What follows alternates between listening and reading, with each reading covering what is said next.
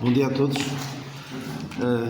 Antes de começar com o que tenho preparado para vos falar hoje, vou ler um texto que partilhei com alguns, mas que queria partilhar com todos vós. Agradeço a todos os que de alguma forma expressaram a sua solidariedade, amizade e pesar perante a partida da minha querida mãe. Depois de ter cumprido com distinção a sua missão enquanto esposa e mãe neste mundo, aprovo ao Senhor chamar a minha mãe para si. Conforta-nos o facto de sabermos que ela não sofre mais e que agora está junto daquele que a amou e assim mesmo se entregou por ela, Jesus Cristo. Em toda a sua vida sempre colocou a família acima dos seus interesses pessoais, privando-se muitas vezes em silêncio para benefício dos outros. Até mesmo na sua morte pensou em nós, permitindo que todos nos despedíssemos dela antes de partir e não tivéssemos a angústia de a ver sofrer. Apesar de não conhecer pessoa mais altruísta e meiga, a Cláudia anda lá bem perto, dou graças a Deus porque atempadamente ela compreendeu a sua necessidade da misericórdia de Deus e colocou a sua fé unicamente na obra redentora do Senhor Jesus Cristo, o qual por nossos pecados foi entregue e ressuscitou para a nossa justificação. E é por isso que não desesperamos com a sua morte, antes estamos certos da sua nova vida com Deus. Mais do que lamentar a sua morte, queremos celebrar a sua vida e a sua fé. Apesar de já não estar entre nós, fica o seu exemplo de vida. E a minha profunda gratidão por, desde a minha meninice, me ter dado a conhecer as sagradas letras, as quais me tornaram sábio para a salvação pela fé em Cristo Jesus. Uma das maiores provas de amor para com o meu pai é que tantas vezes assisti, mesmo depois de décadas, a ouvir as mesmas piadas secas do meu pai, continuava a rir-se delas. E aqui a Cláudia tem certamente um longo percurso a percorrer. Não digo adeus, mãe, mas sim até já. Vamos então agora passar à exposição, antes que eu não aguente. Mas graças a Deus, porque não é uma tragédia, é algo natural, como dizia o Simão, e eu não tomo isso como insensibilidade da parte dele, como se, olha, é com os outros, é mais fácil de lidar. Não, dou graças a Deus porque podemos estar em paz e porque, sendo uma coisa natural da vida, que é a morte, e o que preocupa mais aquilo que vou falar agora. Estejam descansados, não vem mais uma daquelas mensagens sobre atualidade, sobre ideologia de género, sobre as alterações climáticas. Vou falar-vos de algo bem mais prático e que todos nós podemos incorrer. E eu quero ler-vos convosco uma parte da história de Ló, em que ele comete vários erros sucessivos, já tinha cometido alguns, e nós podemos aprender com os erros dele para nosso aviso. Tudo que antes foi escrito, para nosso ensino foi escrito. E fazemos muito bem em atentar para o exemplo dele, para não cometermos os mesmos erros, mas eu também não quero aqui estar, por assim dizer, passa a expressão, a malhar no Ló, porque há uma passagem, e eu penso que o nosso irmão Armando deu em tempos aqui uma mensagem sobre coisas boas de Ló. Eu dizia, só mesmo uma pessoa muito boa para encontrar coisas boas em qualquer outro, até no próprio Ló. Se calhar até o nosso irmão Armando até em mim consegue encontrar coisas boas. Tal é o caráter nobre deste nosso irmão. Mas Ló tinha uma coisa boa, que afligia todos os dias da sua alma, ao ver as coisas que se passavam em Sodoma. Ló foi aquele homem, sobrinho de Abraão, que decidiu ir para Sodoma. Não foi diretamente para Sodoma, foi indo aos poucos para Sodoma. Começou por acampar perto de Sodoma, depois entrou em Sodoma e depois Sodoma entrou nele, de certa forma, e ele acabou por afligir todos os dias da sua alma. Se calhar a diferença entre mim e Ló é que eu não aflijo a minha alma todos os dias com aquilo que vejo à minha volta. E se calhar tal como Ló, vou tornando-me demasiado confortável com o estado das coisas e até alinhando em certas coisas que vou vendo aqui neste mundo e que se for a estudá-las à luz da palavra de Deus, percebo que estão erradas, mas vou alinhando. Então, muito rapidamente, não podemos ler a passagem toda, mas o Senhor, no capítulo 18, tinha determinado destruir Sodoma. Abraão intercede por Sodoma, mas termina a dizer que não o destruirei, no capítulo 18, versículo 32, o Senhor disse que não destruirei se ali houver 10 justos, mas pelos vistos não havia 10 justos, havia só um, e então Deus decidiu destruir Sodoma. Então vamos ler, não podemos ler o capítulo todo, mas vemos aqui o culminar da história de Ló e de como más decisões sucessivas levaram à ruína espiritual dele e da sua família. Mas isto não quer dizer que não haja coisas boas em Ló. Não estou aqui a querer dizer que havia coisas boas neste homem, mas perdeu muito, foi salvo como que pelo fogo. Então, Gênesis 19, capítulo 1. E vieram os 2 anjos a Sodoma à tarde, e estava Ló sentado à porta de Sodoma, e vendo-os Ló, levantou-se ao seu rosto e inclinou-se em terra. E disse: Eis agora, meus senhores, entrai, peço-vos, em casa de vosso servo, e passai nela à noite, e lavai os vossos pés, e de madrugada vos levantareis, e ireis ao vosso caminho. E eles disseram: Não, antes na rua passaremos a noite. E porfiou com eles muito, e vieram com ele, e entraram em sua casa, e fez-lhes banquete, e cozeu bolos sem levedura, e comeram. E antes que se deitassem, cercaram a casa os varões daquela cidade, os varões de Sodoma, desde o moço até o mais velho, e todo o povo de todos os bairros, e chamaram Ló e disseram: Onde estão os varões que a ti vieram nesta noite? Traz-os fora a nós, para que o conheçamos. Quem conhece a palavra de Deus e conhece a primeira referência ao verbo conhecer, eu penso que é mesmo a primeira. Se não é a primeira neste sentido de uma pessoa conhecer outra.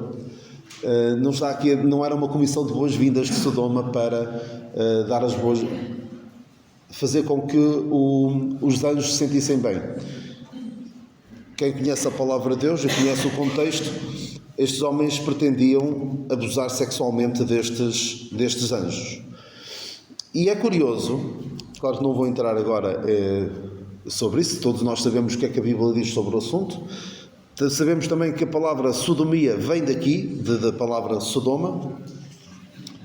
E é muito curioso que há um relato bíblico quase em que as semelhanças são extraordinárias. Alguém que sabe em que livro é que há um relato muito parecido com este? Não sabe. Eu há uns anos falei-vos da história de Mica, no final do livro de Juízes, que é uma história pouco de escola dominical, por isso é que pouca gente conhece. Ninguém aprende a história de Mica na escola dominical. Muito menos esta história, que é a história que veio a seguir à história de Mica, no livro de Juízes, em que há um levita, penso que é um levita, que vai buscar a mulher dele, que tinha fugido, e depois volta para casa, e chega a um sítio, ele e o seu servo chegam a um sítio onde têm de passar a noite. E então um deles diz para o outro: Olha, vamos para aquela cidade, porque está aqui perto de nós, está a anoitecer. Eles: Não, esta cidade não, porque não é de Israel. Esta cidade não é de Israel, não vamos para uma cidade de Israel. Então foram para uma cidade que agora está-me a escapar o nome, da cidade para onde eles foram, e foram para uma cidade de Israel, porque pensaram eles: Não, as cidades dos outros povos não são em condições. E foram para uma cidade de Israel e aconteceu-lhes praticamente a mesma coisa. Só que naquele episódio não havia 2 anjos para... isto está em Juízes 19, penso eu. Não havia 2 anjos para salvar o dia. Então aquilo aconteceu, coisas macabras. Aqueles que têm o coração mais sensível não aconselho a leitura. Mas isto para vos dizer o seguinte: uma coisa tão absurda do ponto de vista da dignidade humana, uma situação tão abjeta que vemos em Sodoma e que o Senhor destruiu, anos mais tarde, estava metida no meio do povo de Deus. As semelhanças são realmente extraordinárias. Eu vou ler só o versículo, parece que estou a ler a mesma passagem em Juízes, capítulo 19. É Gibeá. Então diz assim: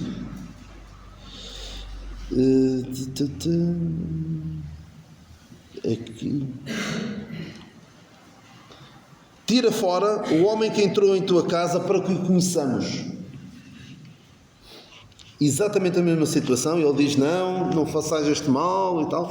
Até oferece a própria filha para eles abusarem dela em vez de abusarem daqueles homens. E aqui, ou seja, algo que aconteceu na cidade que é conotada com a maior podridão espiritual e moral. Quando alguém quer falar mal de alguma coisa, compara a quê? A Sodoma. Parece que nós às vezes podemos pensar, parece que estamos em Sodoma e Gomorra, ou na Babilónia.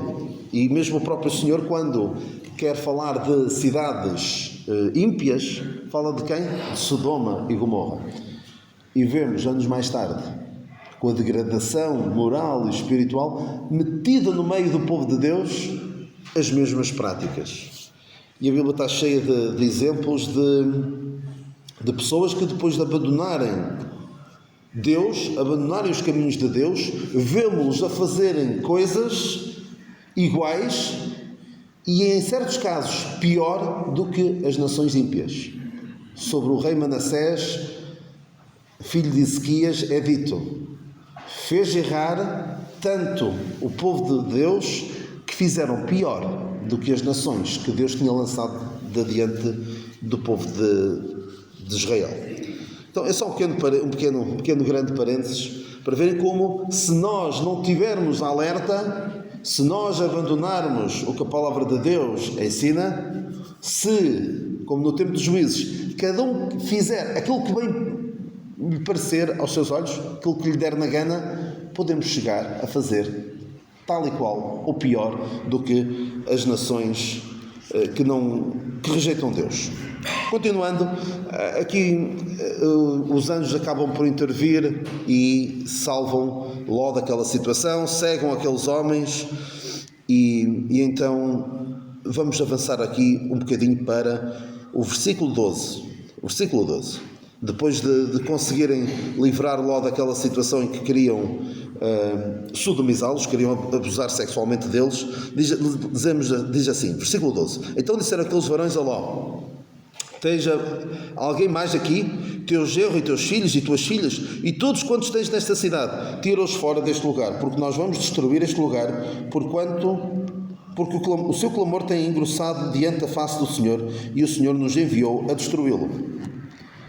Então saiu Ló e falou aos seus genros, aos que haviam de tomar as suas filhas, e disse: levantai-vos e saí deste lugar, porque o Senhor há de destruir a cidade. Foi tido, porém, por zombador aos olhos de seus genros. Que tragédia na vida deste homem. A sua vida, o seu testemunho para junto dos seus genros, chegou a um ponto tal em que, quando ele falava da urgência de aceitar a mensagem salvadora de Deus, a atitude deles foi: deve estar a brincar comigo. E que Deus me livre de quem me vê, quem presencia a minha vida, as minhas conversas, a forma como eu encaro a vida, eu falando-lhes do Evangelho da graça de Deus, da urgência de aceitar a mensagem salvadora de Deus, a atitude deles seja: olha, a tua vida não é condizente com aquilo que tu estás a dizer. Não deve ser tão grave quanto isso, porque eu olho para ti, olho para a tua vida e não me parece que seja real aquilo que tu estás a dizer. É realmente uma tragédia. Foi tido por zombador aos olhos de seus genros. E vemos que eles não vieram. Mais tarde nós percebemos que quem é que saiu de Sodoma com Ló? Foi a sua mulher e as suas filhas. Portanto, aprendamos esta primeira lição de podemos cair em descrédito junto daqueles que amamos, junto daqueles que nós queremos bem e que queremos que eles se salvem. Continuando, nós temos aqui versículo 15. E ao amanhecer os anjos apertaram com Ló, dizendo: levanta-te, toma a tua mulher e tuas 2 filhas que aqui estão, para que não pareças na injustiça da cidade. Ele, porém, demorava-se, e aqueles varões lhe pegaram pela mão, e pela mão de sua mulher, e pela mão de suas 2 filhas, sendo-lhes o Senhor misericordioso, e tiraram-no e puseram-no fora da cidade. Era uma mensagem urgente, como ficou bem claro. O Senhor vai destruir este lugar. E reparem o que é que acontece aqui.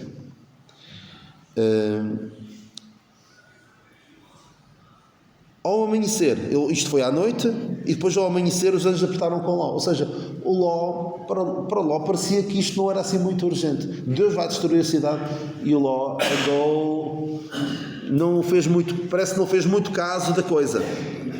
E depois no versículo 16, demorava-se.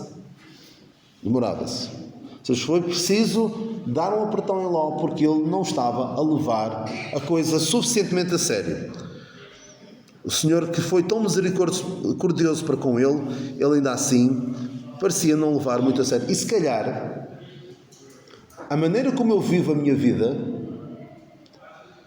dá a impressão, e isso podia dizer nós, mas se calhar como eu vivo a minha vida, parece que isto do iminente castigo de Deus para aqueles que rejeitam o Evangelho e que partem sem Cristo, se calhar não é assim tão grave quanto isso.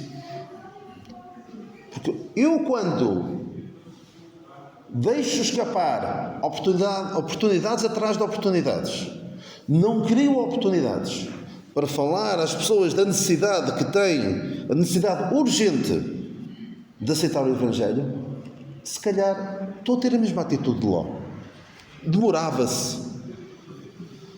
Não parecia muito urgente, não parecia tão urgente quanto isso. E a forma passiva, como tantas vezes sou, em relação à necessidade urgente de pregar o Evangelho, coloca-me numa posição não muito melhor do que a de Ló. Ou se calhar pior do que a de Ló. Porque eu já tenho o conhecimento de séculos e séculos de juízos de Deus, de castigo de Deus, da ira de Deus sobre este mundo e o conhecimento do Evangelho, da graça de Deus e das consequências de quem não aceita. Portanto, eu não tenho grande desculpa. Apenas mais um pensamento aqui sobre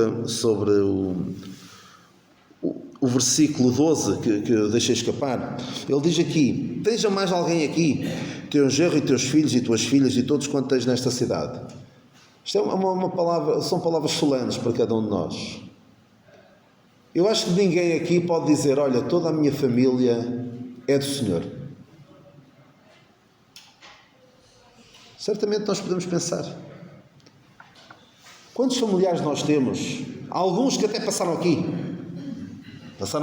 sentaram-se nos mesmos bancos onde vocês estão sentados. Quantos não passaram por aqui e não querem saber de Deus?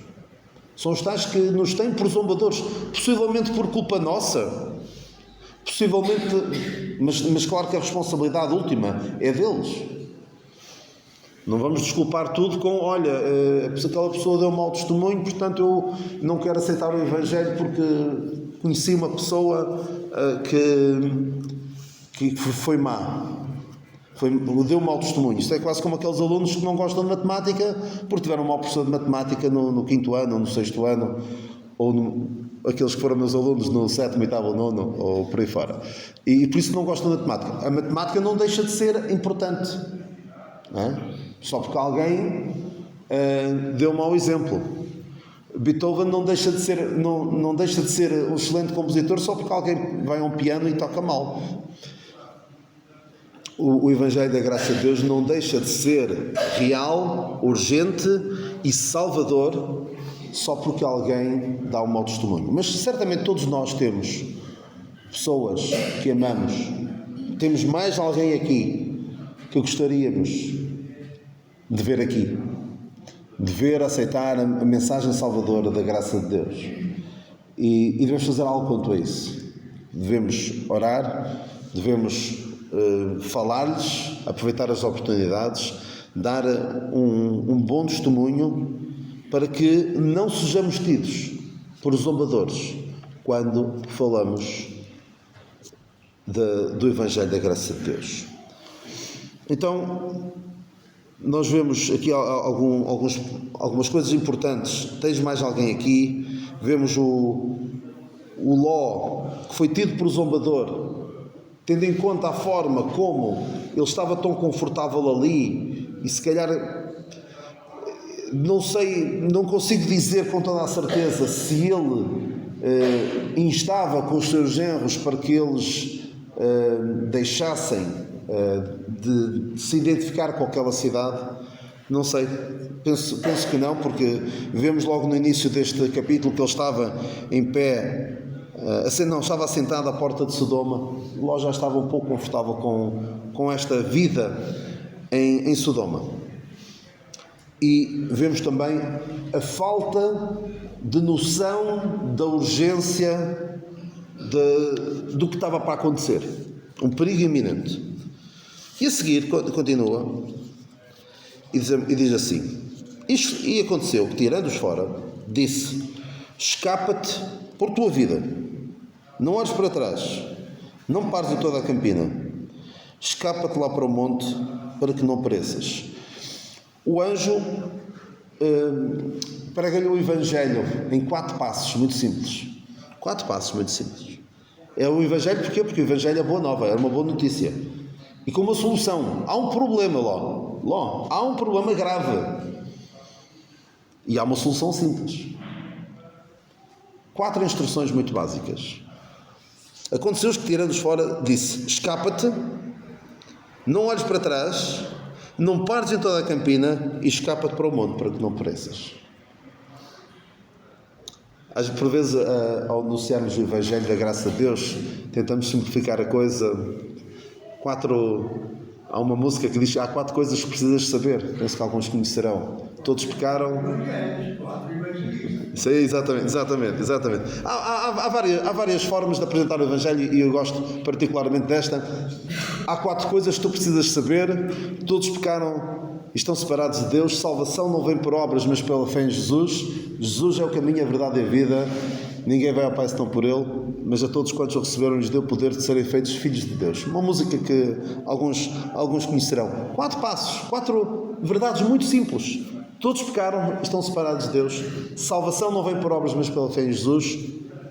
Jesus é o único meio pelo qual nós podemos ser salvos. E todos quantos o receberem serão feitos filhos de Deus. Uma verdade simples. E Ló também teve aqui uma mensagem muito simples: escapa-te, não olhes para trás, não pares, escapa para o monte e serás salvo, não é? Para que não pereças, para que não morras. Qual foi a atitude de Ló? Obrigado, Senhor, tu salvaste-me, tiraste-me da podridão desta cidade, que eu afligia a minha alma. Obrigado por me tirares daqui, obrigado por estares comigo porque sabias o quão arraigado eu estava a esta cidade e tu arrancaste-me daqui. Livraste-me da condenação, livraste-me não só de uma vã maneira de viver, como me livras da condenação da cidade de Sodoma. Oh, Senhor, o que tu me mandares fazer, eu faço. Eu faço tudo o que tu me mandares fazer. Estou tão agradecido a ti por tudo quanto tu fizeste por mim. Por tudo o que tens feito, por tudo o que vais fazer, por tuas promessas e tudo o que és, eu quero te agradecer. Foi o que Ló disse? Assim não, Senhor. Eis que agora teu servo tem achado graça aos teus olhos e engrandeceste a tua misericórdia que a mim fizeste, para guardar a minha vida, a minha alma em vida. Mas não posso escapar no monte, pois tenho medo que me apanhe este mal e eu morra. Que ingratidão. Que lata, por assim dizer, que descaramento de se virar para Deus e o Deus que acabou de o livrar, de tirar daquela cidade e dizer: Deus, olha, é quase como se estivesse a dizer: Deus, olha, tu para me tirares dali, pá, excelente, não há como tu, mas olha, a partir daqui eu tomo o controlo, eu faço o que bem parecer, porque aquilo que tu me estás a dizer não faz sentido. É terrível. É terrível o coração do homem, e mesmo eu posso ser assim. Deus é poderoso para nos salvar, mas o resto, se calhar, não consegue fazer tão bem quanto isso. Há aquela passagem deixem-me só procurar aqui. Filipenses 1,6. Tendo por certo isto mesmo, que aquele que em vós começou a boa obra, aperfeiçoará até o dia de Jesus Cristo. O Senhor não começa uma obra em nós e depois deixa a obra a meio. Reparem no ridículo do que Ló dizia. Eu tenho medo que a solução que tu me apresentas não sirva. O que é que ele diz? Eu tenho medo que, se eu for para o monte, leve com a destruição de Sodoma em cima. É basicamente o que ele está a dizer. Ou seja, não estava convencido de que a mensagem salvadora de Deus o ia salvar mesmo. É terrível. Quando alguém põe em causa o que a palavra de Deus diz, e nós vemos os efeitos devastadores, logo desde o Jardim do Éden, quando alguém põe em causa o que Deus diz. É assim que Deus disse a serpente, e semeou a dúvida na mente de Eva. É terrível quando nós expressamos uma ingratidão perante aquilo que tudo fez por nós. Isto faz-me lembrar aquela história que alguns conhecerão, de Elias ser levado ao céu num carro de fogo. Certamente conhecerão essa história extraordinária. Eliseu presencia aquilo quando ia caminhando com Elias. Eliseu ia caminhando e de repente vem um carro de fogo e leva-o ao céu.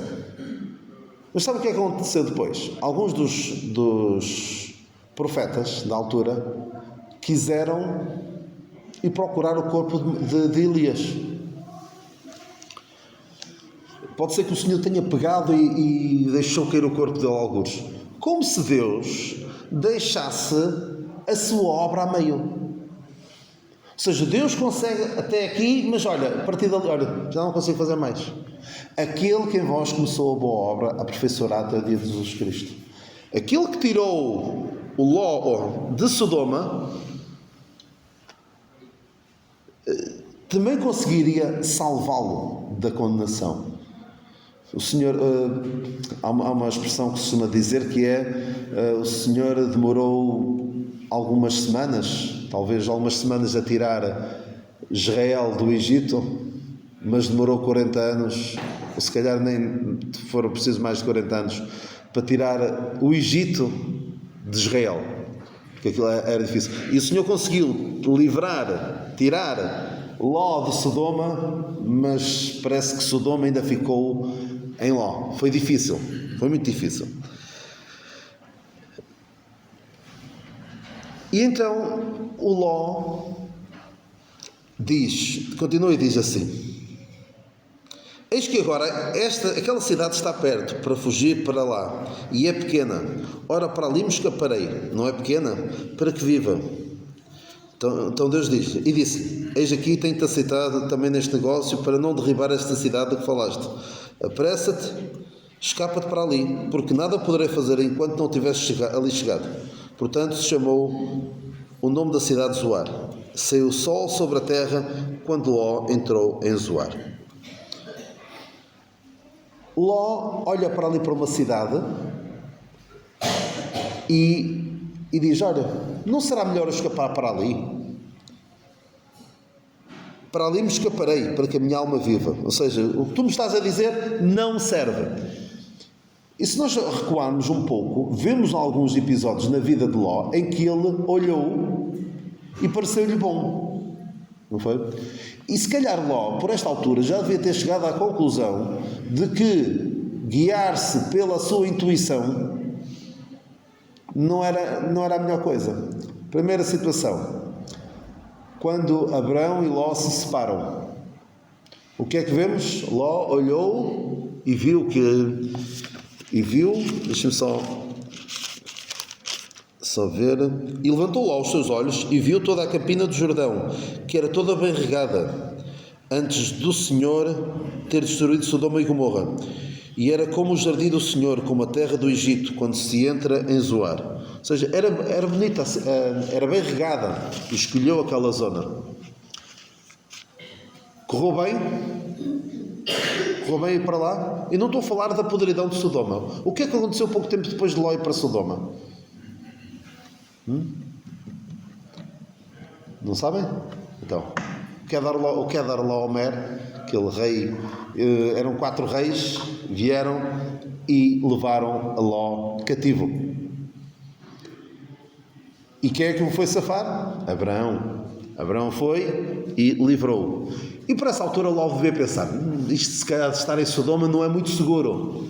Se calhar mais valia eu voltar a ter com Abraão e ver se nos conseguimos entender. Não, ele quis voltar para Sodoma. Ou seja, já por 2 vezes o seu instinto, o seu próprio entendimento o tinha deixado mal. O provérbio diz: confia no Senhor todo o teu coração e não te estribes, não te apoies, não te sustentes no teu próprio entendimento. Mas era isto que Ló fazia. Portanto, não é muito boa ideia nós guiarmos pela nossa intuição, por aquilo que nós achamos melhor, quando isso está em contradição com o que a palavra de Deus diz. As consequências vamos tê-las, vamos colher os frutos amargos das nossas decisões. E vemos que Ló quer escapar para Zoar. Zoar é um símbolo das alternativas à mensagem salvadora de Deus. E muitos procuram várias Zoar. As boas obras, as filosofias do mundo, eu cá me arranjo, eu vivo à minha maneira, eu vivo a minha fé à minha maneira. Aquela expressão que eu já tenho usado algumas vezes é fé buffet, que é uma fé em que eu vou buscar aquilo que mais me agrada em cada uma das filosofias do mundo, em cada uma das religiões. Por isso nós vemos pessoas católicas que vão buscar ideologias dos chakras e do yoga e do reiki e coisas que fazem ali uma salada russa, uma fé buffet, e seguem com aquilo. E é a religião que elas próprias criaram. E Ló, de certa forma, criou o seu próprio evangelho, a sua própria maneira de se safar daquela situação. E é terrível quando o homem, perante a mensagem salvadora de Deus, perante a urgência de tomar uma decisão, de ouvir o evangelho da graça de Deus, diz: não, eu quero outra coisa. E é urgente obedecermos ao evangelho da graça de Deus, porque não sabemos quanto tempo temos, não sabemos se vamos ter outra oportunidade de obedecer ao que Deus diz. Eu lembro de uma história, penso que é verídica, já me foi contada mais do que uma vez, e eu penso que até é de um livro, não sei de quem, alguns talvez saibam, que era um homem que estava numa floresta com o seu filho e de repente diz assim para o filho: filho, abaixa-te. E o filho abaixou-se logo, abaixou-se imediato. E uma serpente quase que o apanhava. Se fosse eu quando era novo, ou se fosse talvez um dos meus filhos, ou muitos de nós, bem que levávamos com a serpente, com a picada da serpente. Porquê? Qual é a atitude de muita gente hoje perante faz isto. Mas porquê? Porquê que eu hei de fazer isso? Ou não faço nada. Que é a tendência humana. Mas aqui reflete bem a importância da obediência. De obedecer no imediato. Particularmente quando é de Deus em quem nós dizemos que confiamos, porque aquele filho, no fundo, confiou no que o seu pai tinha dito. Não obedeceu ao mandamento de alguém que não conhece de lado nenhum e que não respeita e que não tem confiança nele. E se nós, em relação a Deus, se confiamos verdadeiramente nele, devemos obedecer sem questionar. Porque aqui o que o Ló fez foi questionar o mandamento de Deus, questionar até a bondade de Deus. Ele desconfiou de que aquilo que Deus estava a dizer era de facto a solução para o seu problema. Então, continuando, e não vou dizer que estou a terminar por causa de algo que eu vi na quinta-feira, mas estou quase. Então, vemos a seguir que Deus destrói Sodoma e Gomorra. Deus fez cair do céu fogo, enxofre e fogo sobre Sodoma e Gomorra, versículo 25, e derribou aquelas cidades. E depois vemos no versículo 26, e a mulher de Ló olhou para trás e ficou convertida numa estátua de sal. A mulher de Ló estava de facto muito afeiçoada a Sodoma. E eu queria que pensassem no seguinte: eu não posso deixar de pensar que a forma como Ló pôs em causa o que Deus dizia, Deus disse: escapa-te por tua vida, não olhes para trás, não pares, escapa-te para o monte para que não pereças. Isto tem influência nos outros. Quando nós questionamos o que Deus diz, questionamos a bondade de Deus, questionamos que aquilo que Deus nos diz para fazer é o melhor, não tenhamos dúvidas de que isso vai afetar os que estão à nossa volta. A mulher de Ló poderá ter pensado: isto do que Deus diz é mais coisa menos coisa, isto não tem de obedecer estritamente ao que Ele diz. Se até o meu marido, Deus diz para fazer isto e ele diz não, então também vou ser eu que vou obedecer estritamente a tudo quanto Deus diz? Cuidado, o exemplo que nós damos de rebelião para com Deus vai ser um exemplo para todos que estão à nossa volta. Portanto, muito cuidado. E vemos também como afetou também as suas filhas. Não vamos ver essa passagem em detalhe, mas vemos que mais tarde as suas filhas, as filhas de Ló, abusaram do seu pai. Ou seja, práticas que se calhar se faziam lá em Sodoma, também o fizeram ali com o seu pai. E tiveram filhos dele, filhos que Moabe e Ben-Ami, que é os pais de Moabe e de Amon, que deram grandes problemas à nação de Israel. Então a mulher de Ló ficou convertida numa estátua de sal por desobedecer ao mandamento de Deus e, certamente, o mau exemplo de Ló, naquele esgrimir de argumentos com Deus, naquela passagem que me ocorre dizer o quê? Mas quem és tu, ó homem, que a Deus replicas? Estás aqui a querer argumentar com Deus para quê? Esta situação certamente teve influência na mulher de Ló. Último pensamento, para depois só fazer recapitular aquilo que aqui falámos.